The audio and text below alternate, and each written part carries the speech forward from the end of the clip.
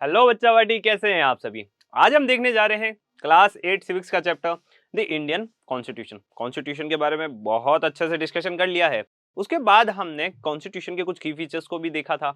अब हम बात करने जा रहे हैं आज के हमारे टॉपिक फेडरलिज्म की। फेडरलिज्म क्या है? कुछ ही नहीं, सबको साथ साथ में रहना है। ठीक है, समझ में आ गया। बस इतनी सी स्टोरी है फेडरलिज्म की कि सबको हमें साथ में रखना है। अब बात की जाती है कि आखिर सिविक्स के पॉइंट ऑफ व्यू से साथ में रहने का क्या मतलब है, आखिर मतलब होता क्या है फेडरलिज्म का। तो देखो बच्चों, होता क्या है, ये होता है एक स्टेट और ये होता है एक नेशनल, मतलब नेशन। तो अब बात की जाती है कि स्टेट और नेशन को साथ में हमें आगे बढ़ाना है। क्यों बढ़ाना है? तो देखो, हम यह देखते हैं कि इंडिया के अंदर हमें कई सारे स्टेट देखने को मिलते हैं। अब हर एक स्टेट के पास अपनी एक अलग लैंग्वेज है, अलग उसका कल्चर है, अलग उसके अंदर रिलीजन को फॉलो करने वाले लोगों की मेजोरिटी है। तो कई सारी डाइवर्सिटी हमें अलग अलग स्टेट्स में देखने को मिलती है। और जैसा कि हम जानते हैं, जहाँ पे या फिर जब एक ही मयान में हमें दो तलवारें देखने को मिलेगी तो होगी क्या, लड़ाइयाँ तो होगी ना। तो ठीक उसी तरीके को डील करने के लिए हम देखते हैं कि इतने सारे स्टेट की इतनी सारी आइडियोलॉजीज होती है। अगर हमें उन्हें साथ में रखना है तो उसके लिए जरूरी है एक सिस्टम की, और उस सिस्टम को हम कहते हैं फेडरलिज्म। उस फेडरलिज्म को चलो और ही ज्यादा थोड़ा ब्रीफ में देखते हैं, ताकि हम यह समझ सके कि आखिर एक स्टेट और एक नेशन जो है वो किस तरीके से साथ में मिलके आगे बढ़ता है, काम करता है, और साथ ही साथ ये इंश्योर करता है कि ज्यादा से ज्यादा जो सर्विसेज है वो अपनी वो किसे दे सके, जनता को दे सके, वो अपने लोगों को सर्विसेज दे सके। तो सबसे पहले फेडरलिज्म कोई बड़ी कहानी नहीं है। फेडरलिज्म क्या है? This refers to existence of more than one level of government in the country. कहने का मतलब फेडरलिज्म और कुछ भी नहीं है, सिर्फ और सिर्फ वन लेवल ऑफ गवर्नमेंट से ज्यादा लेवल ऑफ गवर्नमेंट तक हमें जाना है। कहना यही है कि एक लेवल नहीं होगा गवर्नमेंट का, हमें कई सारी गवर्नमेंट देखने को मिलेगी। अब गवर्नमेंट के टाइम है ना, बच्चों को बहुत ज्यादा कंफ्यूजन आती है सर, कि इतनी गवर्नमेंट का नाम सुना है हमने, पंजाब गवर्नमेंट सुना, राजस्थान गवर्नमेंट सुना, गुजरात गवर्नमेंट सुना, मध्य प्रदेश गवर्नमेंट सुना। इसी तरीके से हर एक स्टेट के पास अपनी ये गवर्नमेंट है। ओके, हर एक स्टेट के पास अपने चीफ मिनिस्टर है। पर जब हम बात करते हैं पूरे इंडिया की, तो पूरा इंडिया जो है वो तो एक कंट्री है जिसके प्राइम मिनिस्टर हैं। और प्राइम मिनिस्टर का नाम क्या है? श्री नरेंद्र मोदी। अब ऐसे में जो हमारे प्राइम मिनिस्टर है और जो हमारे सीएम है, वो सभी एक साथ में मिलके काम करें, उसे हम फेडरलिज्म कहेंगे। साथ ही साथ ये इंश्योर करना कि हर लेवल का जो ये गवर्नमेंट का सिस्टम हम देख रहे हैं, यह जो गवर्नमेंट का लेवल सिस्टम है, इन सभी को अपनी पावर्स का ध्यान रहे। ओके, अब हम यह देख लेते हैं कि आखिर क्या स्टेट गवर्नमेंट और नेशनल गवर्नमेंट ही क्या फेडरलिज्म के कॉन्सेप्ट को बनाती है? तो ऐसा बिल्कुल भी नहीं है। हम इंडिया के अंदर थ्री टायर ऑफ गवर्नमेंट देखते हैं। थ्री टायर मतलब ये है कि जैसे आपने देखा होगा एक रिक्शा जिसमें तीन टायर होते हैं, ठीक उसी तरीके से हम यह देखते हैं कि इंडिया के अंदर भी हमने तीन टायर देखने को मिलते हैं गवर्नमेंट के। अब इसमें से जो पहला टायर है, मतलब हम ये कह देते हैं front wheel. Okay, front wheel कौन सा है? Central government. ओके, उसके बाद जो पीछे के एक व्हील है उसका नाम है स्टेट लेवल या फिर स्टेट गवर्नमेंट। और जो सबसे दूसरा वाला या सबसे साइड वाला जो व्हील है उसका नाम है क्या? पंचायती राज। बात की जाती है सेंट्रल जो गवर्नमेंट है वो सेंट्रल लेवल पे हमें देखने को मिलती है, स्टेट गवर्नमेंट स्टेट लेवल के ऊपर देखने को मिलती है, और पंचायत जो है वो हमें पंचायती लेवल के ऊपर, ग्राम लेवल के ऊपर, विलेज लेवल के ऊपर हमें पंचायती राज देखने को मिलती है। अब बात आती है सर, इतनी सबकी कहाँ जरूरत थी? मोदी जी काफी थे, कर सकते थे। जो हमारे प्रधानमंत्री है वो भी तो इकलौते काफी है पूरे नेशन को गवर्न करने के लिए, तो इतना सब बनाने की कहाँ जरूरत थी? तो यहीं से सवाल पैदा होता है नीड फॉर फेडरलिज्म का, कि आखिर इस फेडरलिज्म की जरूरत कहाँ है, आखिर हमें इन टायर की जरूरत कहाँ है। तो जैसा कि हम जानते हैं रिक्शा होता है, अब रिक्शा के अंदर तीन टायर होते हैं, ठीक है। अब मैंने आपको कहा एक काम करो बेटा, ये फ्रंट वाला जो है ना टायर वो हटा दो, तो क्या पीछे वाले जो टायर्स है, टू टायर्स है, उसके ऊपर वो चल जाएगा? नहीं चलेगा ना। ठीक उसी तरीके से मैंने आपको कहा कि एक काम करो, पीछे वाला एक टायर हटा दो, तो क्या वो चल जाएगा? नहीं चलेगा ना। अब मैंने बोला कि चलो एक काम करो, इसको रहने दो, आप ये पंचायती राज वाला जो टायर है उसे हटा दो उस रिक्शा में से, तो क्या वो चल जाएगा?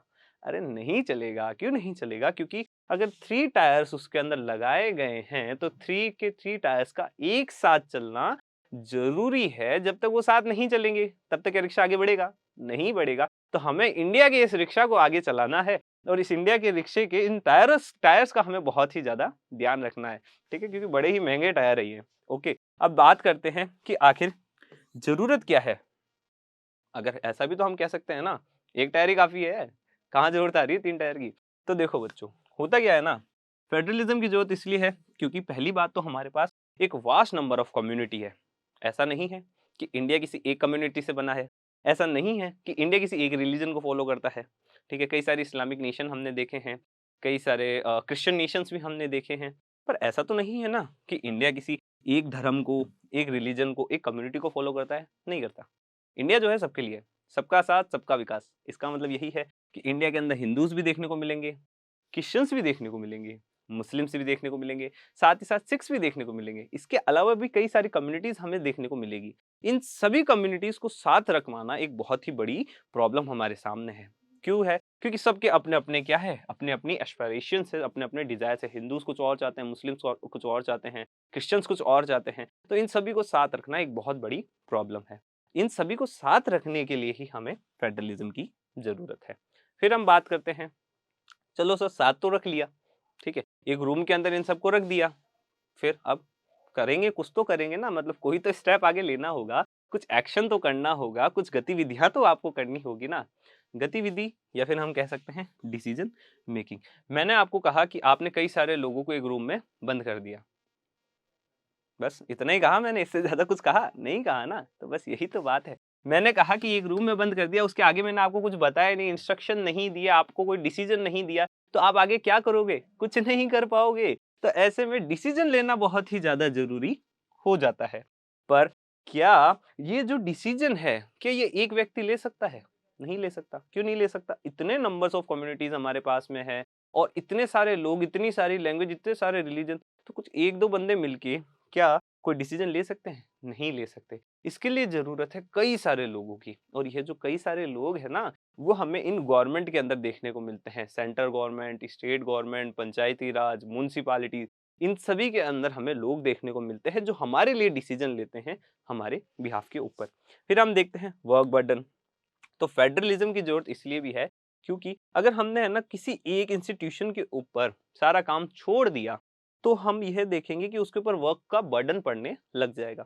समझते हैं? ठीक है? अब जैसे कि मैंने कहा कि आपकी क्लास है, आपकी क्लास में है ना अ, लगभग सपोज़ कर लो 50 स्टूडेंट्स हैं और आप इकलौते हो, आप बहुत ही इम्पोर्टेंट हो, आप क्लास के मॉनिटर हो। ओके, मैंने आपको क्लास का मॉनिटर बना दिया और मैंने ये कहा कि मॉनिटर, आपका क्या काम है? आपका काम है क्या कि पूरी क्लास का ध्यान रखना है। ठीक है? पूरी क्लास का ध्यान रखना है, कोई बाहर जाए उसका आपको पता करके रखना है, कोई बातें करे, कोई लड़े करे, कुछ भी करे, तो आपको उस चीज़ का ध्यान रखना है। साथ ही साथ आपको इन सब का होमवर्क भी करके आना है और इसी के साथ-साथ आपका जब इन सब का हो जाए ना, इनका सबका होमवर्क वगैरह हो जाए, तब आपको इनको पढ़ाना भी है। ठीक है? इसके साथ-साथ ही ये लोग काम कैसे कर रहे हैं, इनको सिखाना भी है, इनको गाइडलाइंस भी देनी है। तो क्या ये सारे काम एक इकलौता मॉनिटर कर पाएगा? नहीं कर पाएगा। क्यों नहीं कर पाएगा? 50 स्टूडेंट्स का उसे होमवर्क करना है, तो वो करेगा? नहीं कर पाएगा। तो ऐसे में ठीक इसी तरीके से अगर हम एक लेवल के ऊपर ज़्यादा प्रेशर देते हैं तो वह काम नहीं कर पाएगा, वह ईज़िली काम नहीं कर पाएगा। और ऐसे में मैंने आपको यह कहा कि सब स्टूडेंट अपना-अपना काम करके आएँगे, मॉनिटर का काम तो सिर्फ़ आपको ध्यान रखने का है। तो ये तो पॉसिबल है ना? ठीक उसी तरीके से हमारे इंडियन सिस्टम ने क्या कर रखा है, कामों को बाँट रखा है स्टेट, मतलब स्टेट गवर्नमेंट, सेंट्रल गवर्नमेंट और पंचायती राज के बीच में। स्टेट देखो यहाँ पे क्या है ना, स्टेट गवर्नमेंट ऊपर लिख दिया गया है, बाकी सबसे ज़्यादा पावरफुल होता है सेंट्रल गवर्नमेंट। ओके, आप समझ सकते हो, जो पूरी नेशन की गवर्नमेंट है उसे हम सेंट्रल गवर्नमेंट कहते हैं, तो वो सबसे ज़्यादा पावरफुल होता है। उसके बाद स्टेट गवर्नमेंट आता है और उसके बाद पंचायती राज आता है, ठीक है ना? ये वाला थोड़ा मिस ऊपर-नीचे हो रखा है, आपको इस वाले को फ़ॉलो करना है। पहले सेंटर आएगा, उसके बाद स्टेट आएगा, उसके बाद क्या आएगा? उसके बाद पंचायती राज आएगा, ठीक है? तो अब हम थोड़ा आगे बढ़ते हैं। India mean that a system of government needed to be devised. India को एक ऐसा सिस्टम ऑफ गवर्नमेंट चाहिए, जो अपने कामों को बाँट सके। एक मॉनिटर जैसे सारे काम नहीं कर सकता, ठीक उसी तरीके से इंडियन गवर्नमेंट जो है, वो सारे काम एक उसका जो इंस्टीट्यूशन है, वो नहीं कर सकता है, उसको काम बाँटना होगा।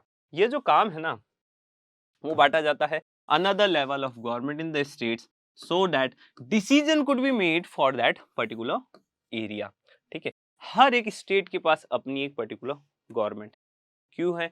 ताकि वो अपने उस पर्टिकुलर एरिया से रिलेटेड जितने भी डिसीजंस है ना, वो इजीली ले सके। क्यों? क्योंकि देखो, हमें यह पता है कि हमें कंट्री के अंदर क्या करना है, ठीक है? ज़रूरी नहीं है कि हमें पता होगा कि हाँ, उस साइड में है ना, उस स्टेट के उस डिस्ट्रिक्ट के अंदर उस रोड की है ना पाइपलाइन जो है वो टूट चुकी है। क्या इतनी इन्फॉर्मेशन रखना पॉसिबल है? नहीं ना। हाँ, हमें यह पता है कि नेशनल हाईवे बनाने हैं, पूरे है ना हाईवेज़ का एक नेटवर्क बिछाना है हमें पूरे इंडिया के अंदर। पर मैं यह थोड़ी कह सकता हूँ कि मुझे उस स्टेट के उस डिस्ट्रिक्ट में, उस गाँव के अंदर मुझे रोड बनानी है। इतना डेटा नहीं हो पाता, इतना वर्क बर्डन नहीं कर पाते वो लोग। ठीक इसी कारण को ध्यान में रखते हुए हर एक लेवल के ऊपर गवर्नमेंट बैठाई गई है। यह जो गवर्नमेंट है वो अपने पर्टिकुलर एरिया के बारे में बात करती है। तो देखो थोड़ा इसको भी समझ लेते हैं ताकि है ना बच्चों के मनों में क्या है बहुत सारी चीजें है ना एक साथ दौड़ती रहती है और फिर कहते हैं सर समझ नहीं आया। अरे बच्चों शांति शांति सब समझ में आ जाएगा, मैं हूं ना, टेंशन नहीं लेनी। तो देखो जैसे कि सपोज करो आपकी आपको है ना अपने गली में या फिर आपको अपने एरिया के अंदर एक पानी की टंकी बनानी है, ठीक है? आपको क्या बनानी है? एक वाटर की टंकी बनानी है, ठीक है? पानी की टंकी बनानी है। अब पानी की टंकी बनानी है उसके लिए आप जाते हो डिस्ट्रिक्ट के पास, ठीक है? डिस्ट्रिक्ट कलेक्टर को या फिर आपके जो आस-पास के एमएलएज़ होते हैं, ठीक है? या फिर हम ये कहें कि आपके जो लीडर्स हैं, आप लीडर्स के पास जाते हैं और कहते हैं कि लीडर भैया हमें क्या करना है? टंकी बनवानी है, इधर बनवानी है, ठीक है? अब वो कहता है कि ठीक है। अब ये बात की जा रही है आपके एरिया मतलब आपके डिस्ट्रिक्ट की, ठीक है? अब डिस्ट्रिक्ट से डिमांड उठती है, तो डिस्ट्रिक्ट की डिमांड कहाँ जाती है? डिस्ट्रिक्ट की डिमांड जाती है स्टेट के पास। किसके पास जाती है? स्टेट के पास। स्टेट को हमारे पास जाता है, डिस्ट्रिक्ट ने बोला कि डिस्ट्रिक्ट कि स्टेट हमें क्या चाहिए? हमें एक पानी की टंकी चाहिए हमारी इस डिस्ट्रिक्ट के अंदर, ठीक है? फिर बात आती है स्टेट की। स्टेट बोलता है कि ठीक है, बना लो, कोई दिक्कत नहीं है। मुझे तो पैसा चाहिए, मुझे पैसा आगे से मंगवाना पड़ेगा।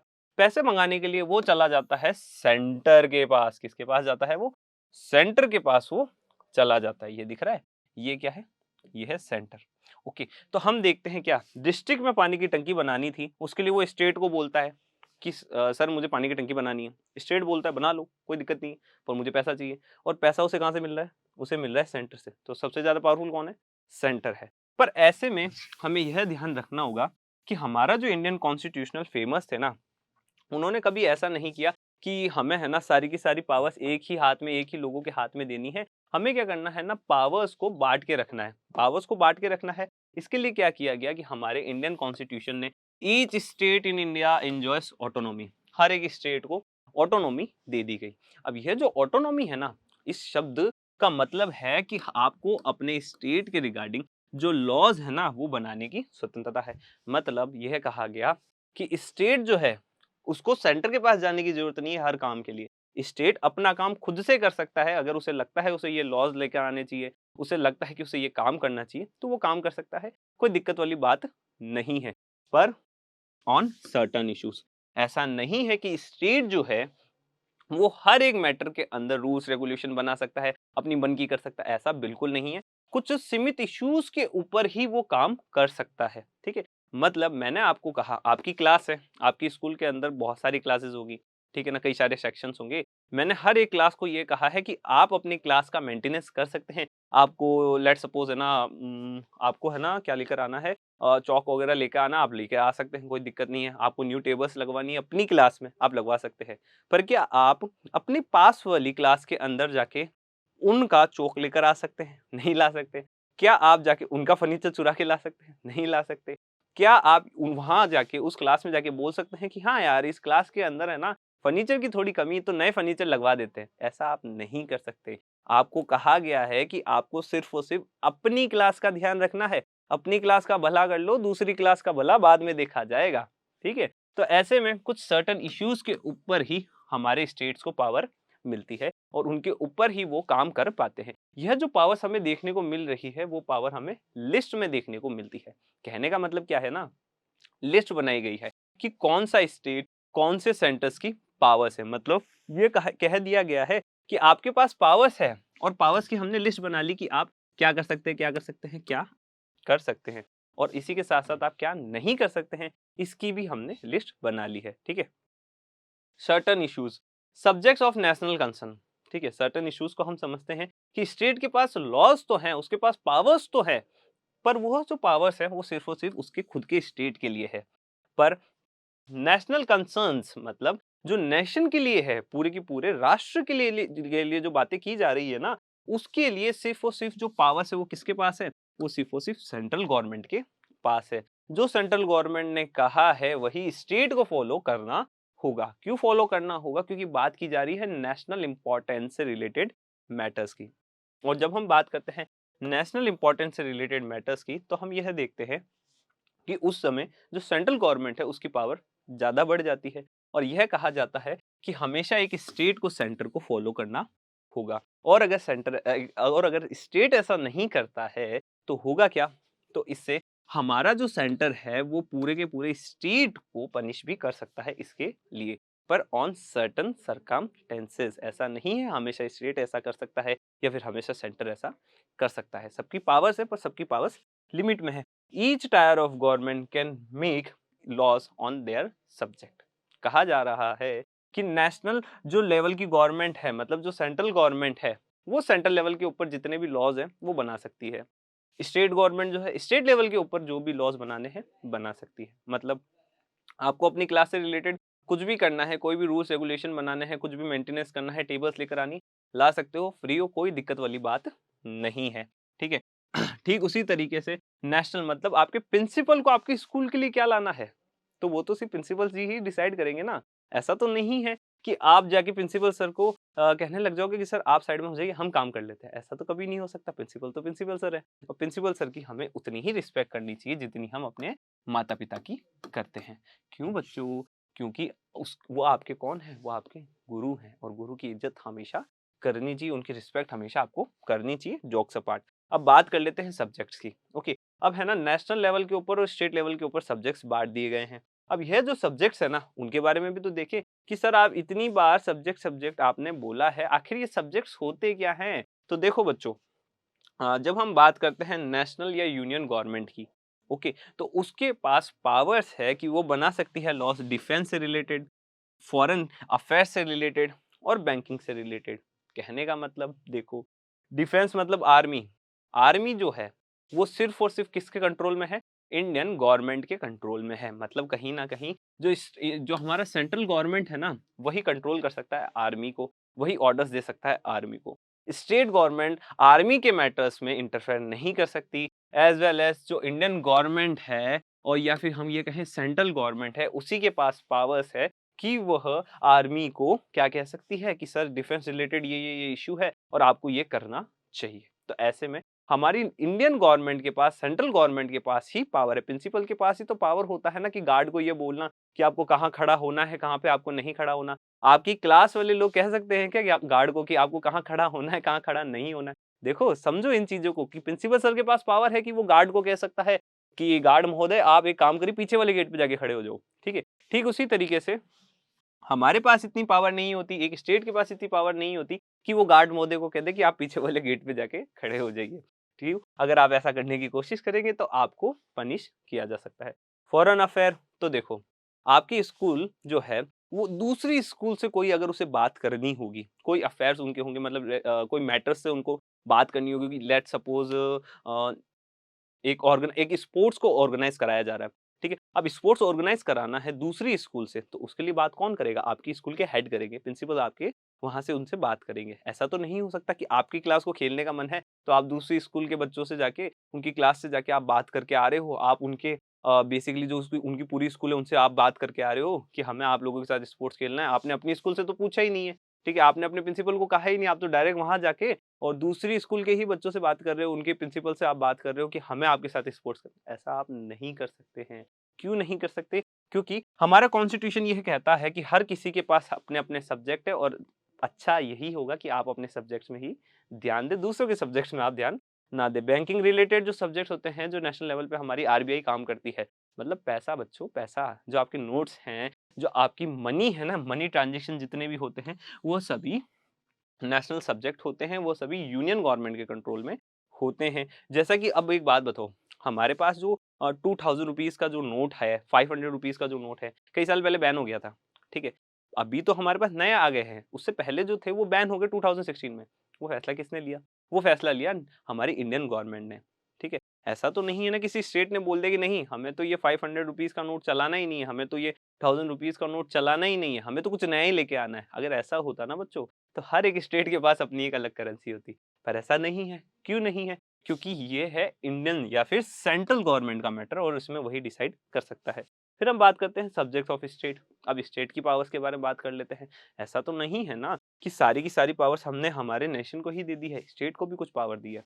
बात करते हैं पब्लिक पब्लिक क्या है? पब्लिक ऑर्डर की। पब्लिक ऑर्डर का मतलब होता है बच्चों जो आपकी पब्लिक है, जो जनता है, उनके अंदर जो लॉ है उसको मेंटेन करके रखना। समझते हैं एक एग्जांपल पे। आपकी क्लास के मॉनिटर होते हैं। मॉनिटर क्या करते हैं? आप लोगों को एक तरीके से ऑर्डर करते हैं, पब्लिक ऑर्डर बनाए रखने का काम करते हैं, शांति बनाए रखने का काम करते हैं। ठीक उसी तरीके से एक स्टेट के अंदर ये काम होता है पुलिस वालों का। ठीक है? हर एक स्टेट के पास अपनी-अपनी अलग पुलिस है और उन पुलिस को ऑर्डर करना या कंट्रोल करने का जो काम है, वो वहाँ की स्टेट गवर्नमेंट का है। समझ में आ गया? तो ठीक उसी तरीके से जैसे मॉनिटर हमारे पब्लिक ऑर्डर को मेंटेन करते हैं, ठीक उसी तरीके से पुलिस जो है हमारे एरिया के अंदर, हमारे लोकल एरिया के अंदर पीस को मेंटेन करती है। हेल्थ को मेंटेन करना, तो देखो बच्चों, अगर हम कभी भी बीमार होते हैं तो हम अपने पास के अस्पताल या हॉस्पिटल में जाते हैं। ठीक है? ऐसा तो है नहीं ना कि हम किसी दूसरे स्टेट या फिर जो हमारी कैपिटल है वहाँ पहुँचे, नहीं ना। तो यह जो मैटर्स है हेल्थ से रिलेटेड वो किसके हैं? वो सिर्फ और सिर्फ हमारे जो गवर्नमेंट है और कौन सी गवर्नमेंट है? स्टेट गवर्नमेंट है उसके हैं। फिर हम बात कर लेते हैं ट्रांसपोर्ट की। तो देखो, आपको यहाँ हो, आप आज लेट्स सपोज आप गुजरात में हो, गुजरात में आप अहमदाबाद में हो, आपको सूरत जाना है। ठीक है? आप अहमदाबाद से सूरत जा रहे हो, तो यह किसके अंडर में आता है? ये जो ट्रांसपोर्ट आप करने वाले हो ये किसके अंडर में आता है? स्टेट गवर्नमेंट के अंडर में आता है। ठीक है? हाँ, वो अलग बात है कि आपको गुजरात से राजस्थान जाना होगा तो फिर बातें अलग हो जाएगी। पर जब हम बात करते हैं गुजरात के अंदर ही, तो गुजरात के अंदर जो ट्रांसपोर्ट है, वो कौन मेंटेन करता है? वो वहाँ की गवर्नमेंट मेंटेन करती है। हर एक स्टेट के पास जो ट्रांसपोर्टेशन है, वो उसकी स्टेट खुद मेंटेन करती है।